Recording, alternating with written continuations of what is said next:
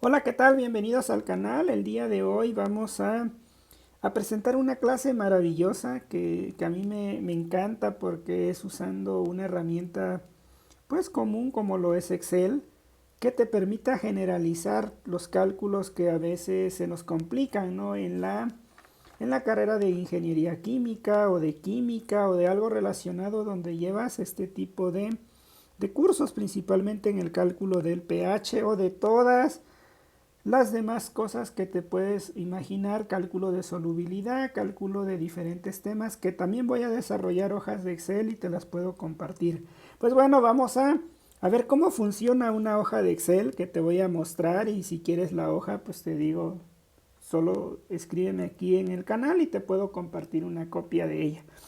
Vamos a pensar que tenemos, ¿sí?, un matraz, ¿sí?, un matraz aforado, así. Entonces aquí, y tenemos una solución de ácido triprótico. Vamos a pensar el caso más amplio, un caso triprótico, y tú sabes que aquí van a ocurrir pues reacciones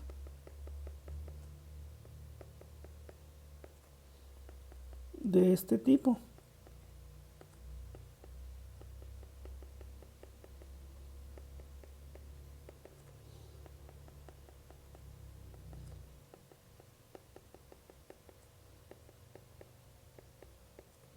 Aquí tenemos una K1, una K2 y una K3.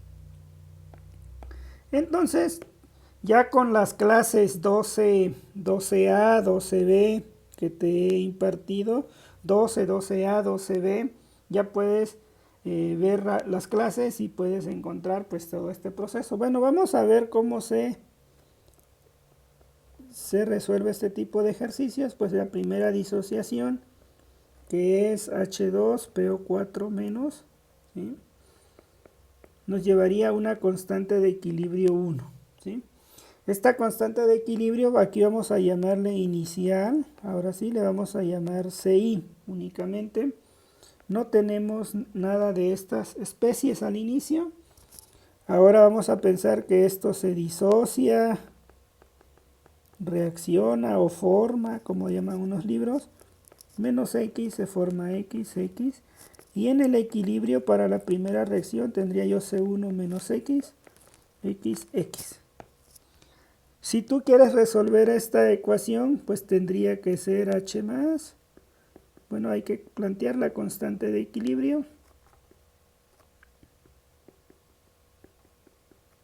¿De acuerdo? Y ahora la vamos a sustituir en términos de estas concentraciones. Entonces K1 es igual a X por X entre CI menos X.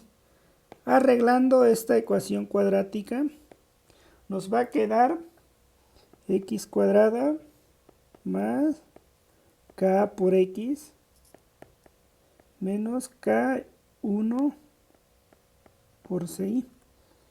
Entonces en Excel nosotros vamos a tener pues una columna donde va a resolver la ecuación cuadrática y aparece A es igual a 1, B es igual a K, C es menos K1, C inicial.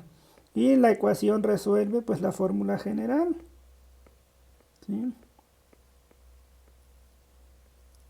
¿De acuerdo? Hay dos raíces, hay una x1 y hay una x2, pero solo la raíz, una de las raíces es la correcta porque es la que da positiva. La raíz negativa no se toma en cuenta porque no tiene sentido físico, ¿de acuerdo?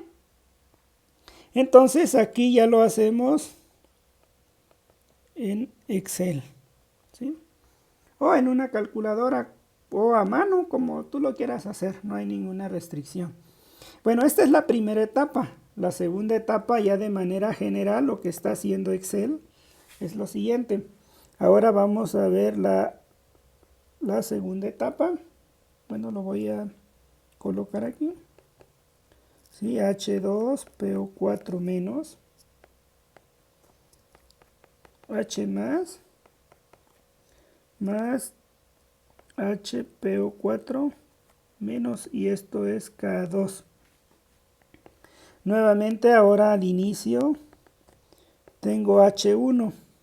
¿A qué le llamamos? A la solución de esta X, o sea, a una de estas dos X que da el problema, le vamos a llamar H1, que va a ser la raíz correcta para representar lo que se ha disociado de la primera etapa, ¿de acuerdo?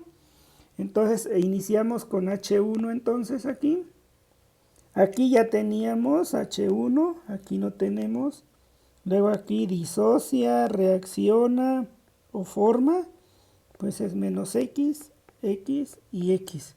X no le estoy haciendo X1, X2, X3, no, simplemente X siempre vamos a trabajar. Y en el equilibrio voy a tener H1 menos X, X más H1. Y entonces si yo lo quiero representar de manera general, la constante de equilibrio sería aquí H más HPO4, ¿sí? ¿De acuerdo? Y entonces fíjate, aquí me va a quedar H2PO4 menos, ¿sí? Si lo sustituimos, bueno, mejor lo voy a escribir así para...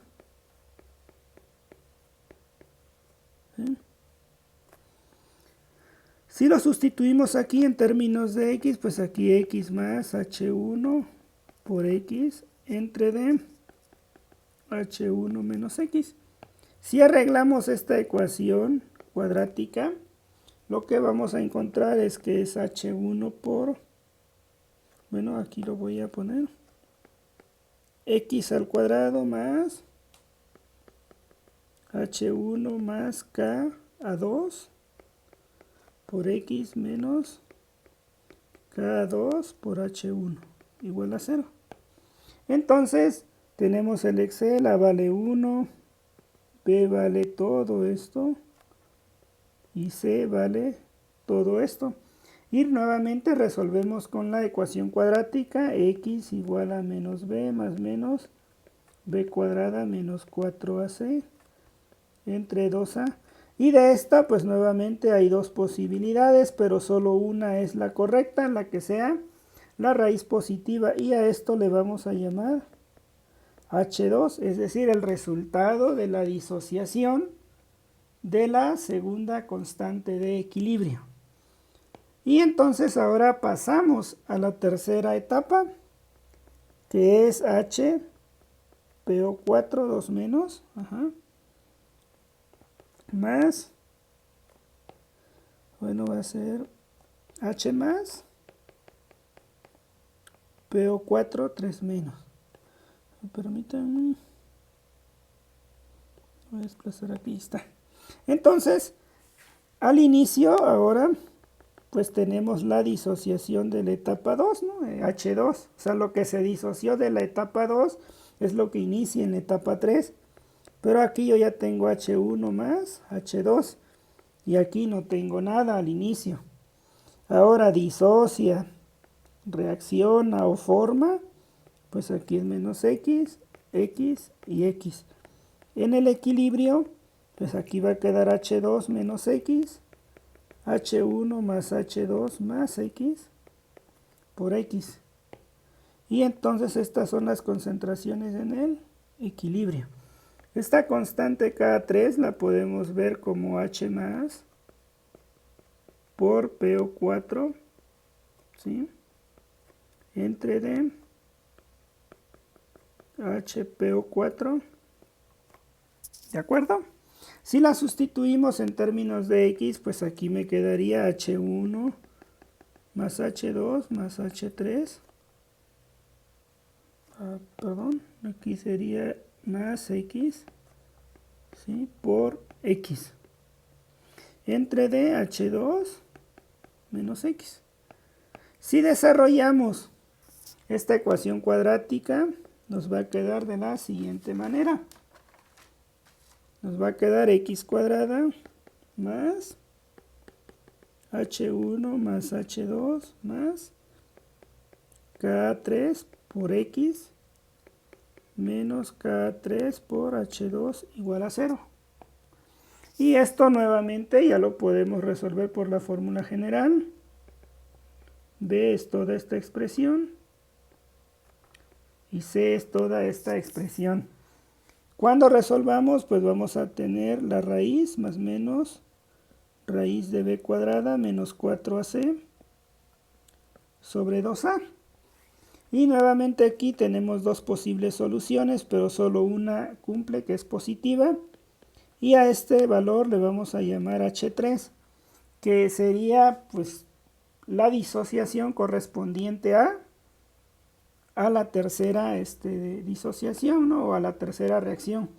Por último, entonces el pH va a ser menos logaritmo de la concentración de H más total. ¿Y quién es H más total? Pues la suma de todas de las etapas, ¿sí? H1, H2 y H3. ¿Listo?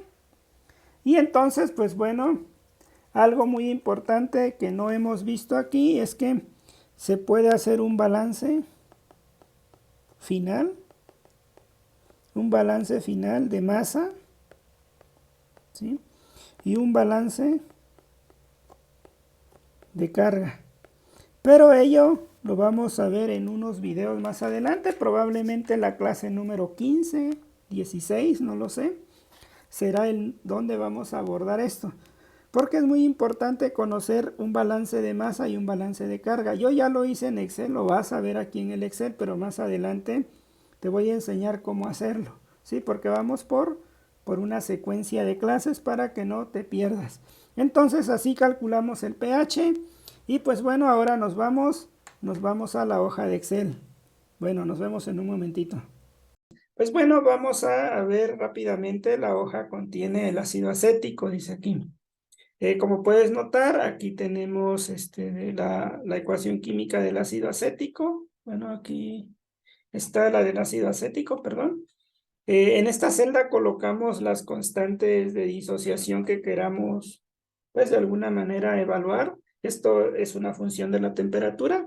Entonces las constantes termodinámicas dependen siempre de la temperatura y algunas de la presión, ¿verdad? Pues bueno, aquí tenemos una concentración determinada. Por ejemplo, ahí dice 1 molar. Como ya te expliqué, pues al inicio no tenemos ion acetato ni H+. Cuando reacciona menos X, aquí se forma XX y en el equilibrio tenemos esto.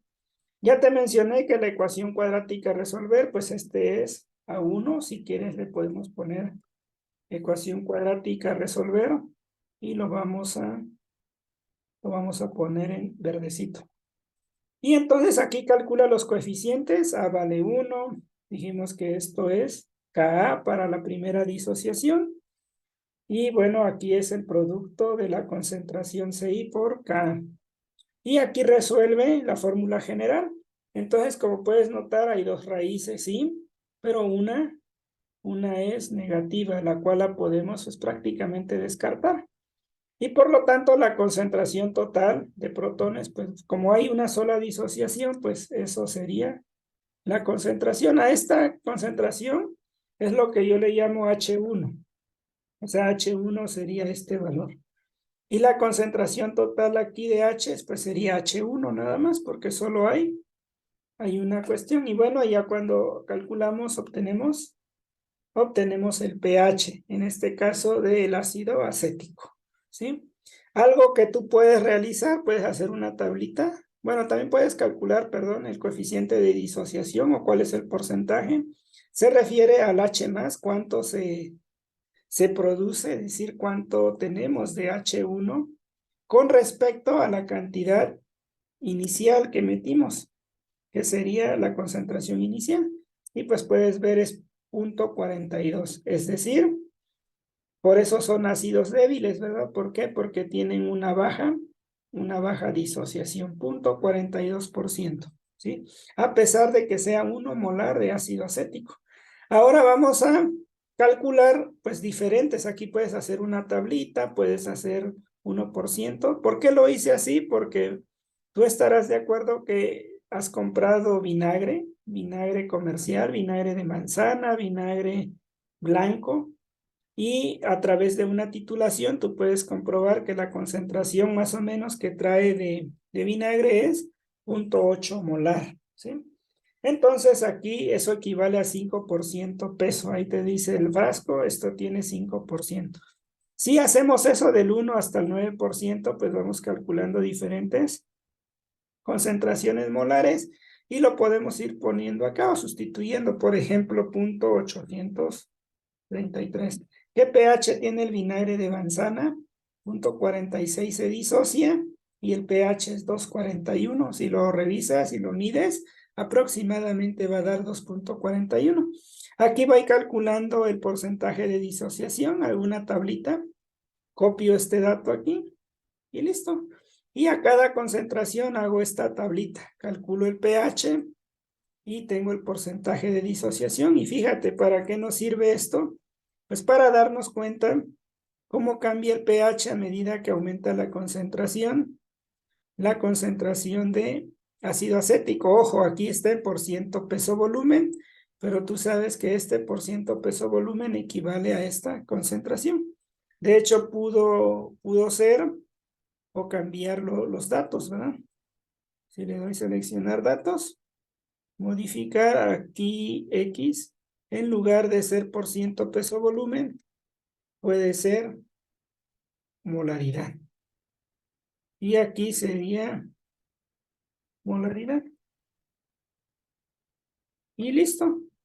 Entonces tú ves que a medida que es muy baja la concentración, el pH tiende a 3, ¿verdad? A medida que es muy concentrado, el pH tiende a 2,3. Eso nos dice, ¿por qué? Porque son ácidos débiles. Por más concentrados que estén, en realidad no se disocian en el agua fácilmente. ¿De acuerdo? Aquí viene un balance que no lo hemos visto, que se llama balance molar, ¿sí?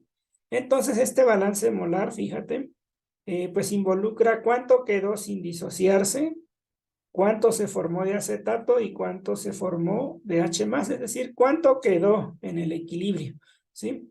Y aquí tenemos el total. Si ves, partimos de 0,83, ¿sí? Por ejemplo, para ese cálculo, y la suma de todo esto no es 0,83. ¿Por qué? No olvides que en ingeniería, bueno, mejor dicho, en todo proceso, un reactor o un proceso, el número de moles que se mete no es el mismo que el número de moles que sale porque depende de la reacción. Lo que sí se tiene que cumplir es el balance de masa. Si metemos una masa total que el peso molecular es 60, un total de ácido acético de 49 gramos, esos 49 gramos se van a distribuir en diferentes especies, pero el total me tiene que dar 49 gramos igualito. Tal vez el número de moles no se cumple, es decir, número de moles que metes al inicio en una reacción química no exactamente son las mismas número de moles que salen como productos. Por ello, cuando son gases, principalmente en reactores o en otras aplicaciones de cinética, se toma en cuenta la expansión o el cambio de volumen del número de moles, que ese cambio es directamente proporcional al número total de moles de salida de productos menos el número de moles totales en el producto. Y si tú lo observas, para la fase líquida se dice que el número de moles no cambia. ¿Por qué casi no cambia? Porque fíjate, del total menos el inicial en moles, es muy pequeñita la diferencia. Si fueran gases, esto sería 1, 2, 3, sería la diferencia. Entonces, no lo hemos visto, vamos a ver un video, tal vez la clase 15 o 20 sea cómo hacer un balance de masa, cómo hacer un balance de cargas para saber que todo esto que está programado aquí en esta hojita es correctamente, está bien hecho, ¿sí? Entonces, cumple el balance de masa y cumple el balance de cargas, está perfectamente hecho. Entonces, bueno, aquí ya te dejo esto es lo que hay detrás de esta hoja de Excel. Aquí tenemos la concentración, cómo se disocia. Como te digo, a pesar de que se aumenta la concentración, el porcentaje de disociación es menos. Aparentemente aquí dices, oye, la concentración es más, a medida que disminuyo la concentración del vinagre, se disocia más. Sí, pero es porque también divides entre una concentración más pequeñita, ¿verdad? Entonces la fracción va aumentando. Pero en general, lo podemos ver en el pH, pues a pesar que la concentración sea muy alta, en realidad no se disocia tanto, ¿sí? Entonces el porcentaje de disociación es bajo en general y por lo tanto son ácidos, ácidos débiles. Pues bueno, esto es para el caso del ácido acético.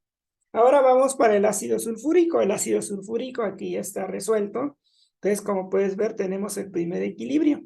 Te había comentado que la primera constante para el caso del ácido sulfúrico es muy grande, por ello la concentración para la primera reacción química, pues prácticamente si metí 1 molar, se va a disociar 1 molar y 1 molar en la primera disociación. ¿Por qué? Porque el ácido sulfúrico tiene una constante inicial K1 muy grande, ¿sí?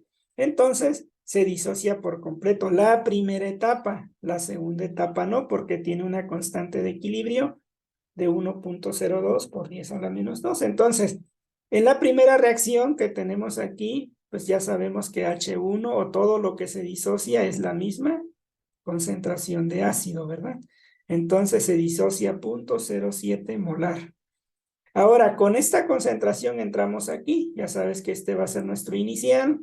¿Cuánto va a reaccionar? Aquí ya teníamos, bueno, aquí hay un error, este es X, y aquí es H1 nada más, pero es la escritura. Entonces aquí ya tenemos H1, que es el que se ha disociado en la primera reacción, y este H1 que produce HSO4 es el que empieza en la segunda disociación. Y bueno, aquí ya tenemos el equilibrio, aquí estaría mal, porque sería más H1 y aquí simplemente es X. ¿De acuerdo? Pero ya todo está formulado, entonces dijimos que esto va a ser el coeficiente 1, aquí va a ser H1 más K, ¿sí? Y aquí va a ser el producto negativo de menos H1 por K, ¿sí? Que aquí es C1, pero en lo correcto sería, a ver, en lugar de E4, tiene que ser H1, ¿de acuerdo? Pero da lo mismo, no pasa nada. Y entonces aquí ya resolvemos la ecuación cuadrática. Como te comenté, la ecuación cuadrática tiene dos raíces. Esta pues siempre se va a descartar. Y la escribí solo para que tú veas que en realidad aquí se está resolviendo la ecuación cuadrática. Y por lo tanto esta H2 es este valor, ¿verdad? Y entonces tenemos H1 y H2. Ya tenemos los dos equilibrios. Y entonces la concentración total, si te das cuenta, pues es la suma de las H's, que aquí tendría que ser esto, ¿no? La suma de las H's. La suma de esta H2 más la H1. Y al final, pues sacamos logaritmo. Y ahí tenemos el pH. El pH de un ácido es 0.07 molar. ¿Por qué tomé esta concentración? Tú le puedes cambiar la concentración que gustes. En la literatura hay de 0.1 molar o en diferentes videos que hacen, pues ahí hay una importante concentración que tú quieras colocar, ¿no? Pero bueno, yo coloqué esta porque he trabajado en mis estudios de posgrado con esta solución ya varios años, ¿no? Entonces, aquí también hice una tablita, le cambié las diferentes concentraciones aquí, cambio la diferente concentración, por ejemplo, 0.05 y fíjate, nos da 1.24, 0.05, 1.23 más o menos, 1.24. Tal vez por ahí es cuestión de dígitos, o bueno, aquí redondeé tal vez. Lo único que hice fue aplicar probablemente esto, el número de decimales. Sí, sería 1.24 más o menos. Y, por ejemplo, aquí podemos poner 0.25 molar y da 0.58. Ahí está. Y con ello podemos construir una gráfica. Y fíjate, ya cambiando eso, vemos que a medida que la concentración de ácido sulfúrico es más alta, el pH tiende a cero, es muy ácido. Por ello se dice que es un ácido fuerte, ¿sí?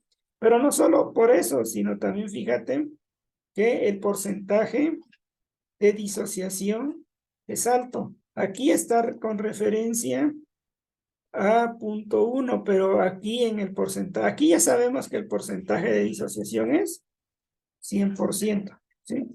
Pero el porciento de disociación para esta otra reacción sería este valor entre H1, ¿verdad? Entre este valor que sería el correspondiente a la primera disociación, ¿sí? Y fíjate, es de 3.78, sí, X1 vale esto, 0.25, y entonces aquí nos queda como 3.78. O sea, la primera disociación es altísima, por eso es un ácido fuerte. La segunda ya no lo es tanto, solamente el 3%, 4%. Y entonces podemos volver a recalcular el primero y nos da 1.98. Pues bueno, aquí tenemos este gráfico. Aquí tú puedes hacer una cantidad importante de concentraciones y también lo puedes medir en laboratorio. Yo te comparto que trabajé con esa concentración y me daba 2 el pH. Entonces, fíjate, casi hace lo mismo. ¿Cuál es la diferencia? Bueno, eso lo vamos a ver también en otras clases, tal vez como el video número 20, Dios mediante. Y eso se llama actividad. Resulta que el protón no tiene la misma libertad si está en agua pura para disociarse que si hay presencia de sales. Y en los experimentos que yo trabajé, había sales. Y entonces vamos a ver precisamente esos temas, son muy importantes, que se llama actividad, cómo corregir o por qué el pH es diferente cuando lo mides en agua de mar que en agua pura.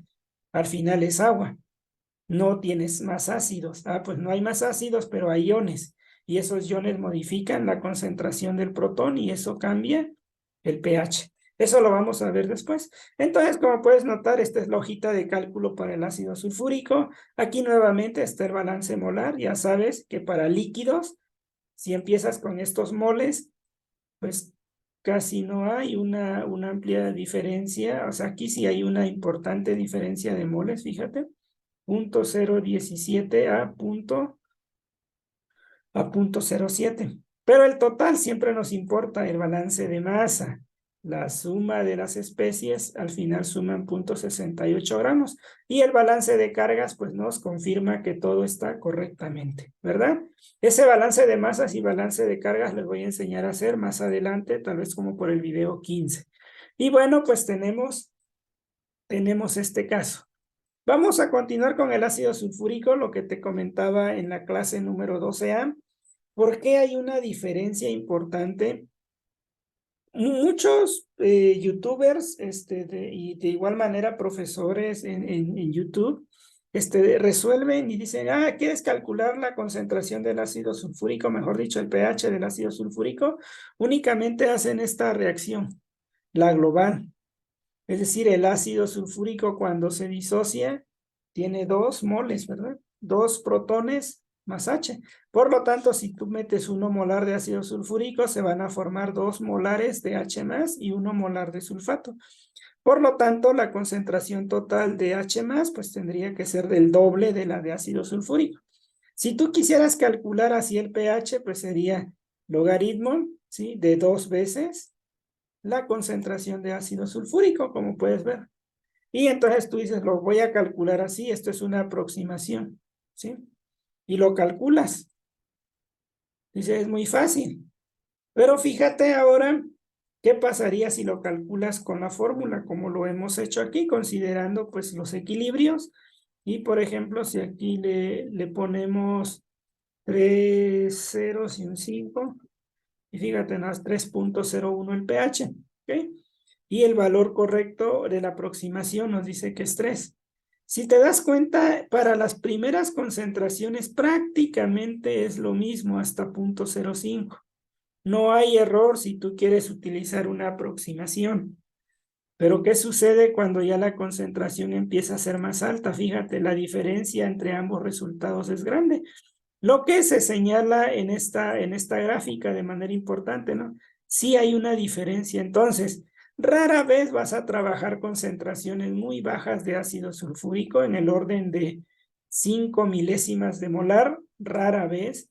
Y entonces no está mal lo que hacen en redes sociales muchos youtubers, profesores, no está mal.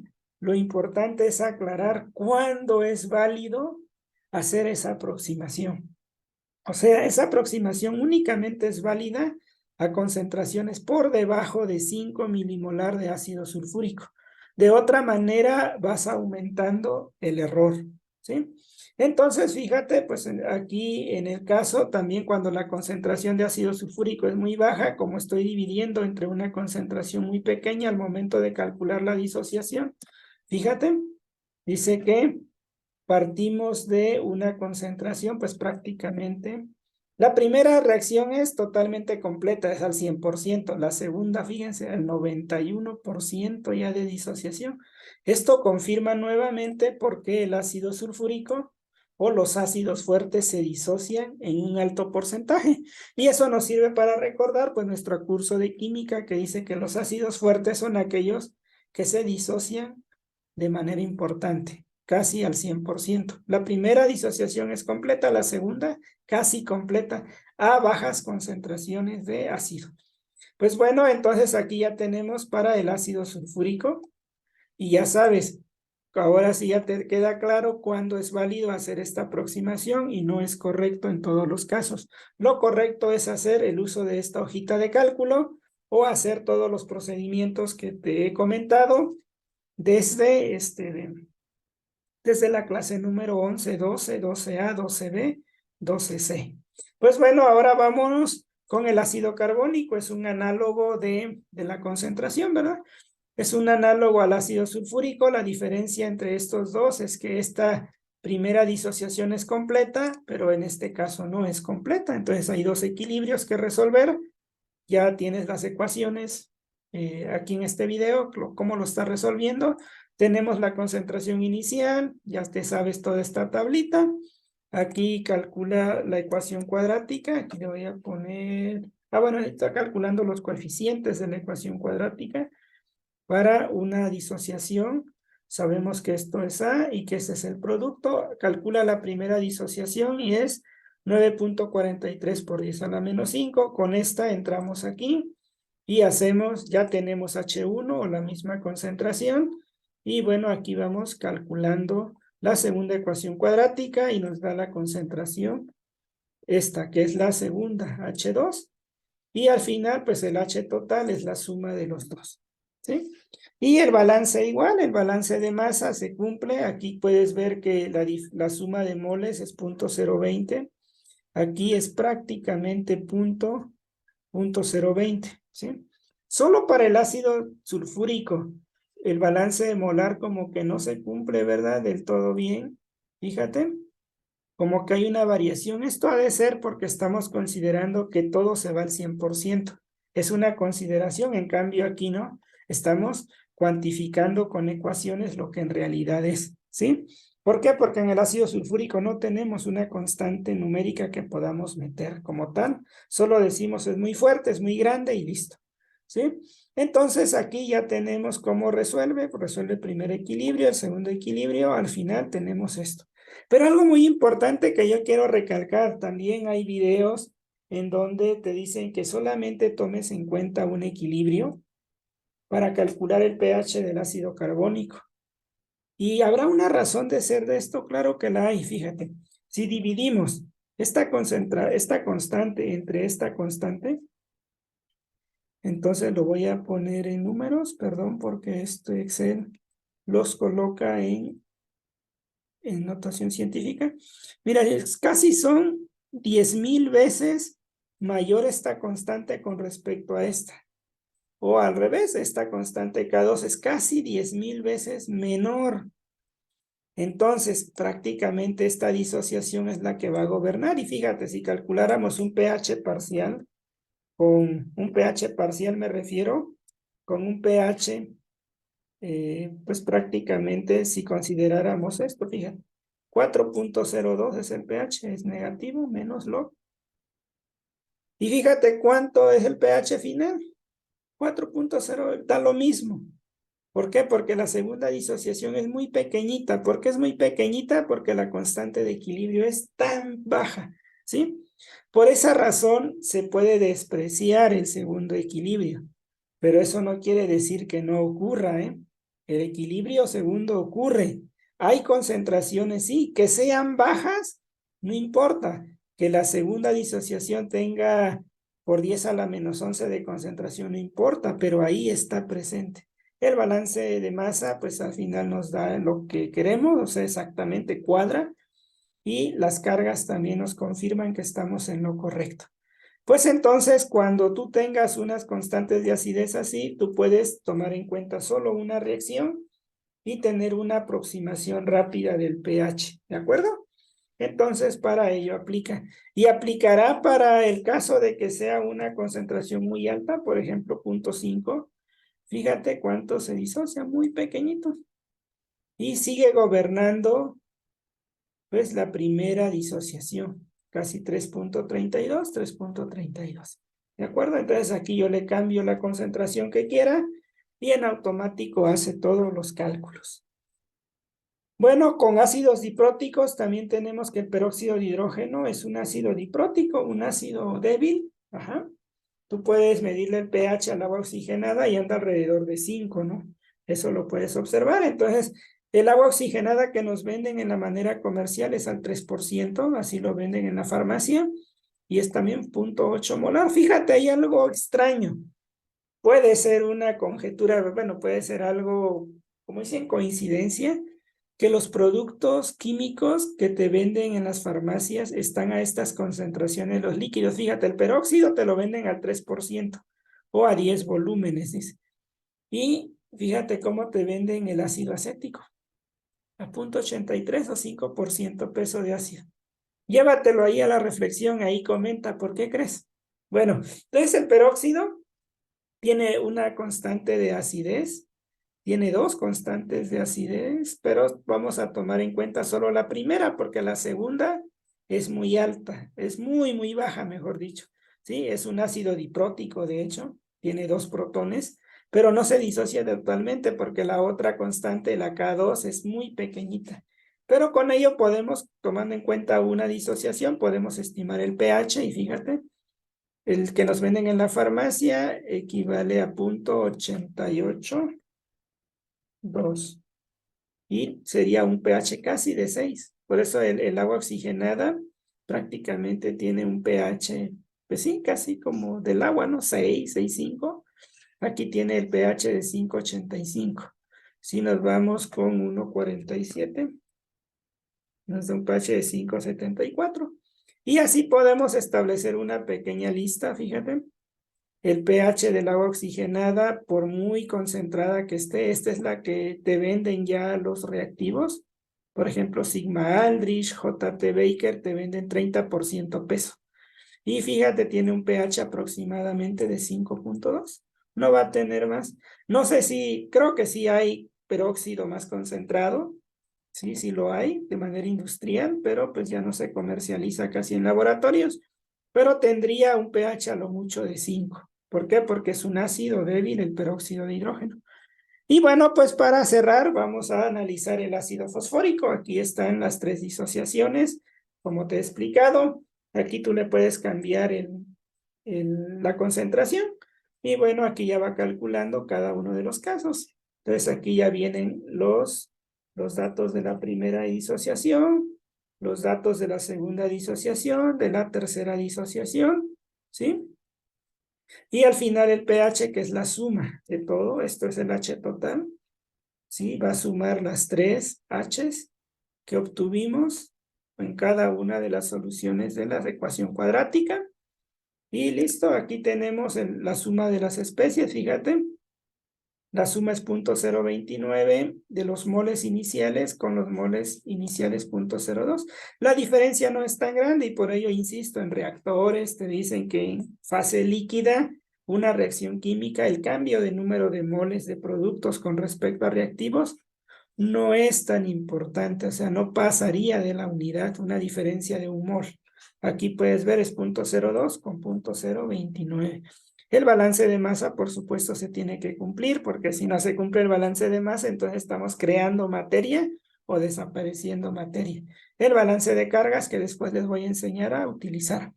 Bueno, ¿qué viene más adelante? Efecto del ion común. Por ejemplo, ya es el siguiente video que voy a grabar.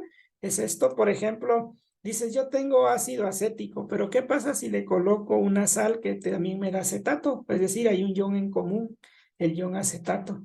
Ah, pues dices, le puedo colocar, si no le pongo sal, es decir, que es en agua, el pH es 2.6. Pero fíjate, ¿qué pasa si yo agrego para mí 0.3 molar de acetato? El pH se vuelve 4. ¿Por qué hace eso? Si de alguna manera lo único que estoy metiendo es otros iones, pues eso tiene que ver con la actividad. Y eso es lo que vamos a ver como la clase número 20 más o menos, se llama coeficiente de actividad.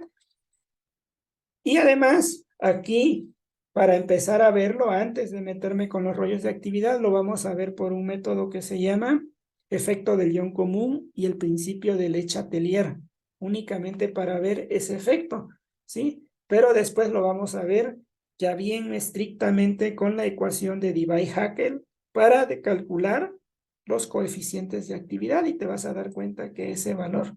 Ahora, ¿por qué? ¿Por qué aumenta? Porque al tener un ion acetato, de acuerdo al principio de Le Chatelier, va a obligar a que la reacción se regrese. Y si se regresa, entonces la concentración de protones aquí, X, va a ser más pequeñita.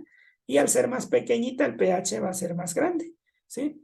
Y acuérdate que si esta, no, bueno, no olvides que si la concentración de H más es muy alta, el pH tiende a cero, porque un pH cercano a cero es muy, muy ácido. ¿De acuerdo? Y podemos tener efecto del ion común para un ácido como el ácido acético o como un ácido como el ácido fluorhídrico cuando metemos H+. El ion común puede ser el protón, otro ácido, o puede ser un contraión, en este caso el ion acetato. Pues bueno, con ello terminamos esta clase. Aquí ya tengo la hoja de Excel. Por favor, escríbeme si te gustó este video. Con esto resumimos toda la parte de las clases 11, 12, 12A, 12B y 12C. Y entonces, si te gustó este video, por favor, dale like, compártelo y no dudes en escribirme si quisieras tener la hojita de cálculo. Lo único que te pediría es que la hagas más bonito, un diseño bien padre, y si después me lo regresas para compartirlo, pues sería genial, ¿no? La verdad, yo te lo proporciono, fíjate cómo se hacen las cosas, prográmalo y me encantaría después mostrar que alguien ya lo escribió, lo hizo en un Excel muy bonito, con un diseño mucho mejor y poder presumirlo, ¿no? Que lo que les estoy enseñando a través de este medio les está siendo útil y sobre todo que lo estás haciendo más bonito, ¿no? Como si lo pudieras desarrollar en un programita bien adecuado hasta lo pudiéramos compartir en el canal. Pues bueno, nos vemos en un siguiente video. Gracias por tus palabras de motivación. La verdad me siento muy afortunado de que esta información esté llegando al lugar correcto.